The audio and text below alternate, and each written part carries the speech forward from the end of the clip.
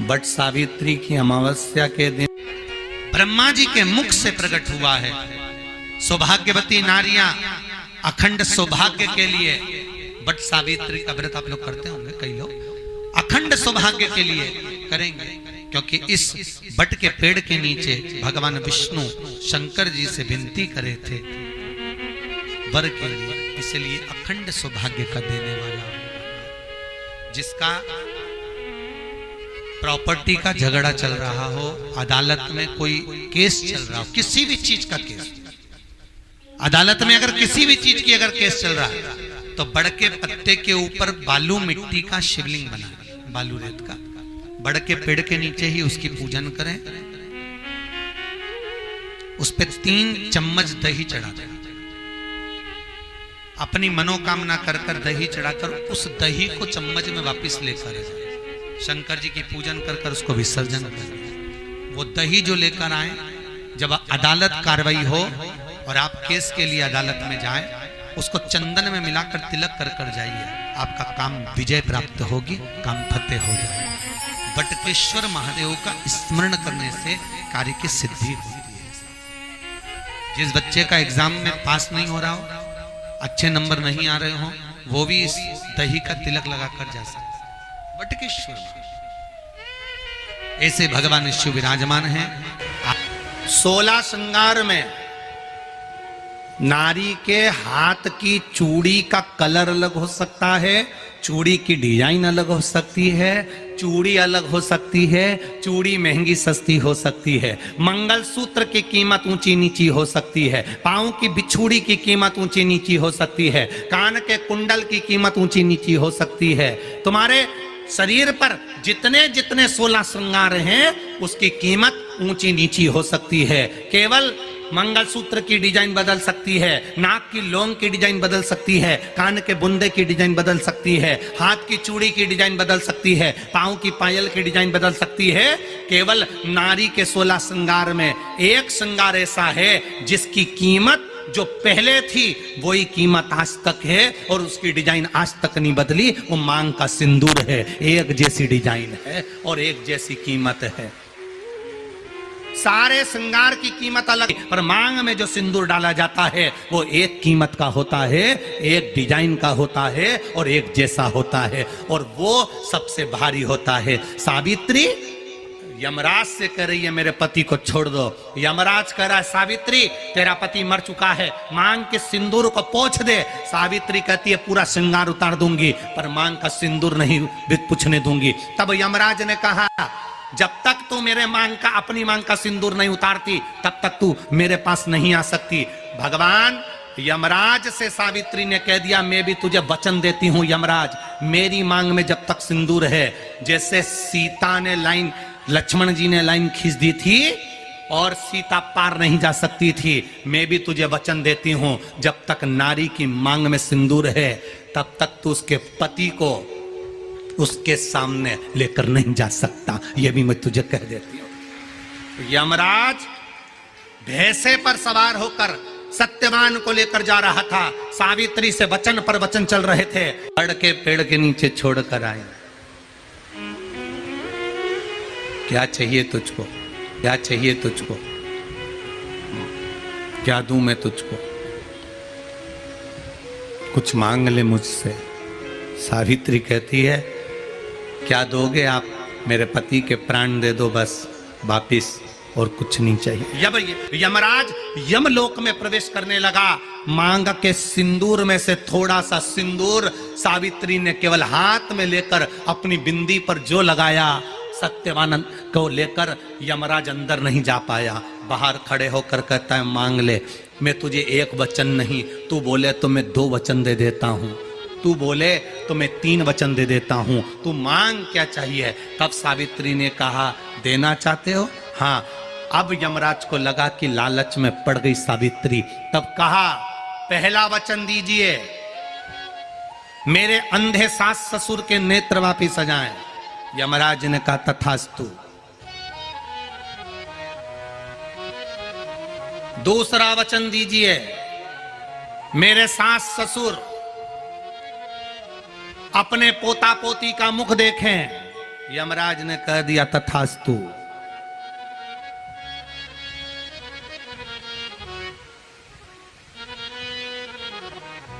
जाओ। यमराज जाने लगे, फिर आग जलने लगी। कहने लगे अब मैं अंदर क्यों नहीं जा पा रहा हूं। सावित्री कहती है तुमने वर दिया है, मेरे सास ससुर पोता पोती का मुख देखें, उनके बेटे को तुम ले जाओगे तो पोता पोती कहां से होगा, छोड़कर जाओ। सावित्री है, पति को वापिस लेकर आ गए।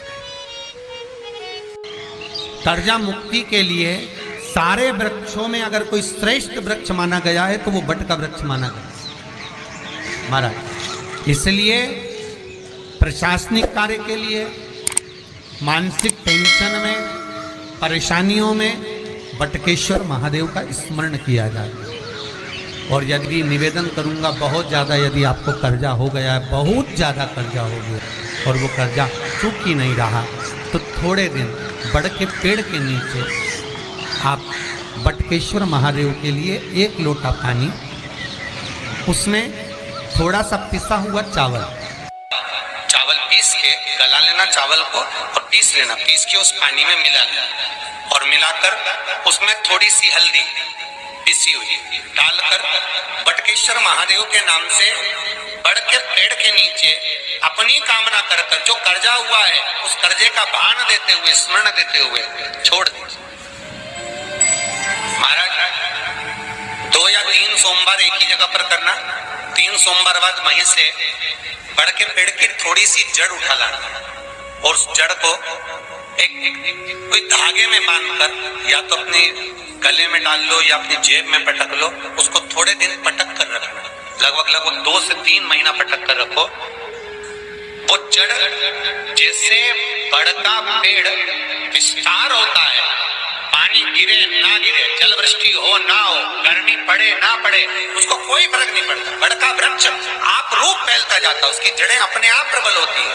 उसी तरह ये बटकेश्वर महादेव कहीं से भी अगर जड़ आपके पास में रखी है 1 महीना, 2 महीना, 3 महीना तक, तो ये जड़ अपने आप लक्ष्मी को पकड़कर खींच कर लाती है और कर्जे से मुक्त कर देती है। बटकेश्वर महादेव। पत्नी को कभी हल्का मत समझना। सावित्री का पति शांत हो गया था, मर गया था। बड़ के पेड़ के नीचे यमराज उसको लेने के लिए आ गए और सावित्री को छोड़कर यम उसके पति के प्राण लेकर जाने लगा। सावित्री मैया अपने सात्वित्व के बल से, सावित्री अपने सात्वित्व पतिव्रता परमेश्वर के बल से यमराज के पीछे पीछे जाने लगी। यमराज आगे, सावित्री पीछे, यमराज आगे, सावित्री पीछे। यमराज ने पलट कर देखा तो पीछे सावित्री आ रही थी। सावित्री से पूछा तू मेरे पीछे क्यों आ रही है? मेरे पति सत्यवान को तुम लेकर जा रहे हो, मेरे पति को छोड़ो। यमराज ने कहा इसका अंतिम क्षण है, मर चुका है, जाओ नीचे उसके शरीर का अंतिम संस्कार करो, नहीं तो कोई जानवर खा जाएगा। सावित्री बोली मैं जाने वाली नहीं हूं, मेरे पति को छोड़ो। यमराज कहते हैं हम जिसको पकड़ लेते हैं उसको छोड़ते नहीं है। यमराज लेकर जाने लगे, सावित्री और पीछे चली, सामने यमलोक था, अंदर सावित्री जाने लगी तो यमराज ने रोक दिया, रोक, कहां जा रही है तू, अंदर क्यों प्रवेश कर रही है? मेरे पति सत्यवान को छोड़ दो। यमराज प्रसन्न होकर बोले सावित्री आज मैं प्रसन्न हो गया तुझ पर, क्योंकि तू मेरे दरवाजे तक आई है, मांग तुझे क्या चाहिए। सावित्री कहती है मुझे 2 वर दे दो, मुझे 2 वर दे दो। अब तो यमराज प्रसन्न हो गया, ये अपने पति को भूल गई, इसने अपने पति को छोड़ दिया। ये अपने पति को भूल गई, इसने अपने पति को छोड़ दिया।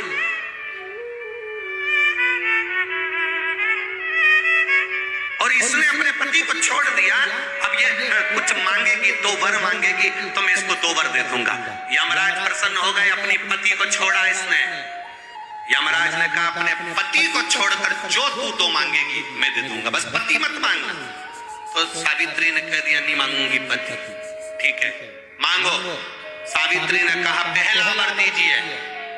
मेरे सास ससुर की आंख में रोशनी नहीं है, उनकी आंखों से दिखता नहीं है, बस इतना सा वर दे दो, उनकी आंख की रोशनी आ जाए और वो अपनी गोद में अपने पोते को खिलाएं, बस ऐसा वर दे दीजिए।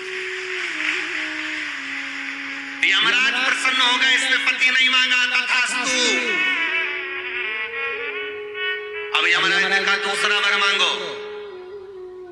सावित्री बोली दूसरा वर दे दीजिए। मेरे सास ससुर आज तक कोई तीर्थ करने नहीं गए, मेरे सास ससुर का जो बेटा है वो उनको तीर्थ कराए, बस ये व्रत दे दो। यमराज ने कहा इसने अपने पति को नहीं मांगा, तथास्तु। अब यमराज ने कहा जा सावित्री के कहां जाऊं? आपने कहा था मेरे सास ससुर जब आंखों से रोशनी पाए अपने पोते को खिलाएं, पति तुम ले जाओगे तो पोता आएगा कहां से? पति तुम ले जाओगे, पोता कहां से आएगा?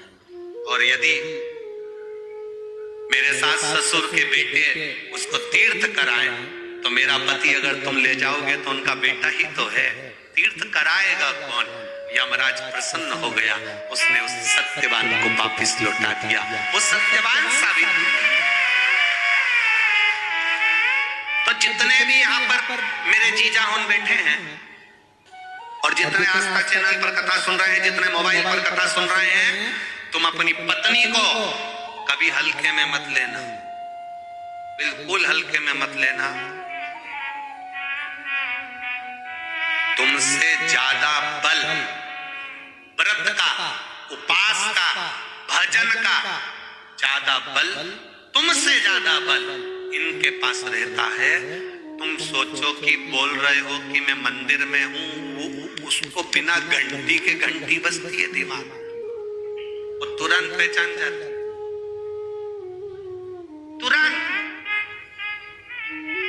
अपने पति को धर्म पत्नी अच्छे से जानती है कि ये झूठ बोल रहा है, ये गलत बोल रहा है, तो भी वो उसको स्वीकार करती है। उसी तरह परमात्मा को मालूम है कि ये झूठ बोल रहा है, उसके बाद भी वो स्वीकार कर कर यहाँ तक बुला रहा है, ये उसको मालूम।